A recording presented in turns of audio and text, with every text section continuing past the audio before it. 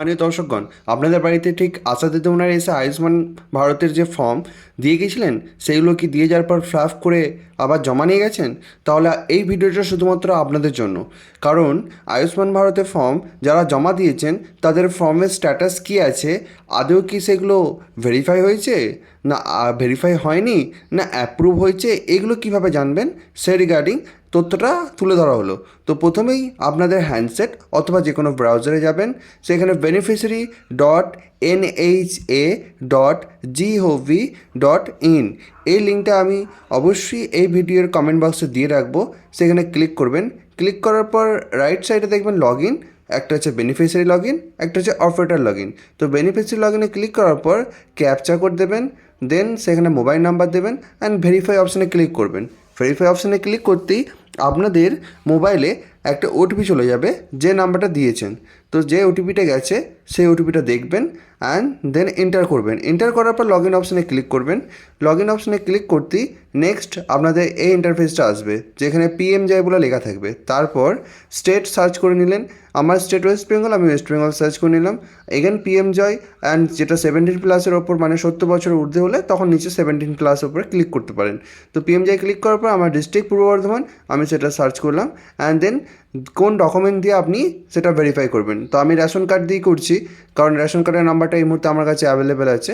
তো রেশন কার্ডের নাম্বার দিয়ে সার্চ করার পর ওখানে ক্যাপচা কোড দেবেন। ক্যাপচা কোড দেওয়ার পর আপনারা আপনাদের তথ্য আশা করি দেখতে পাবেন এবং সেখানে যে ডকুমেন্ট টাইপ যেটা দেখাচ্ছে সেখানে রেশন কার্ড আছে, আধার কার্ড আছে, ফ্যামিলি ID কার্ড আছে, যেটা খুশি আপনারা দিতে পারেন। তো আমি এখানে ক্যাপচা কোড দিয়ে জাস্ট সার্চ অপশানে ক্লিক করলাম। তো এই একটা ফ্যামিলির অলরেডি সমস্ত আয়ুষ্মান ভারতে যে অ্যাপ্লাই হয়েছিল তার ডিটেলস দেখাচ্ছে। এখানে আপনি অনেক রকম দেখতে পাবেন, আনআইডেন্টিফাই, আইডেন্টিফাই, ভেরিফাইড এবং নিচে দিকে দেখতে পাবেন একটা অ্যাপ্রুভও হয়ে গেছে এবং সেখানে কার্ড ডাউনলোড করার অপশনও দিয়ে দিয়েছে। তো যেটা কিন্তু অ্যাপ্রুভ হয়েছে সেটা কার্ড ডাউনলোড এখান থেকেই করা যাবে, আর যেটা কোনো রকমভাবে আনআইডেন্টিফাই মানে ভেরিফাই করতে পারেননি তো সেইগুলোর KYC এই মুহূর্তে সেটা করা যাবে না। সেটা একমাত্র আশা করছি অফিসের তরফ থেকে আইডেন্টিফাই করতে পারবেন, দেন তারপর আপনারা KYCটা করতে পারবেন। আর যেগুলো অলরেডি আইডেন্টিফাই হয়ে আছে সেগুলোর ক্ষেত্রে কিন্তু আপনারা KYCটা করে নিতে পারবেন। তো দয়া করে সকলের কাছে অনুরোধ, আপনারা কিন্তু KYCটা করে নিন, কারণ KYC করে নিলে এক স্টেপ আপনাদের কাজ কিন্তু এগিয়ে থাকবে। আশা করছি আগামী দিনে কিন্তু আপনাদের কার্ডগুলো খুব তাড়াতাড়ি আপনারা পেয়ে যাবেন। তো এভাবেই কিন্তু KYCটা করবেন। দেখুন আমি অলরেডি ক্লিক করে আবার ক্লোজ করে দিলাম, যেহেতু যে ব্যক্তির কাজটা করব সেই ব্যক্তি আমার কাছে অ্যাভেলেবেল নেই। তো OTP না দিতে পারার জন্য সেটা আমি এখন করছি না। তো এভাবেই আপনাদের প্রতিবেশী বা আপনার ফ্যামিলি মেম্বার যদি এই ফর্ম জমা করে থাকেন অবশ্যই স্ট্যাটাস চেক করে নেন অ্যান্ড স্ট্যাটাস চেক করে নিজেদের KYCর স্ট্যাটাস বা বিবরণ দিয়ে দিন। যদি KYC করার থাকে এভাবেই KYCগুলো করিয়ে নেবেন। KYC করিয়ে নিতে আশা করছি খুব একটা বেশি সময় লাগবে না।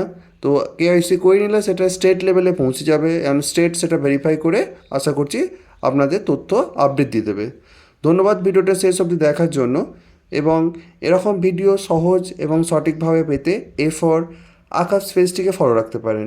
বেশি বেশি করে শেয়ার করে দিতে পারেন এই ভিডিওটি যে সমস্ত ব্যক্তিরা আয়ুষ্মান ভারত ফর্ম অনলাইন বা অফলাইন অফলাইনে যারা জমা করেছিলেন এবং অনলাইনে যারা ভেরিফিকেশান করতে চাইছেন।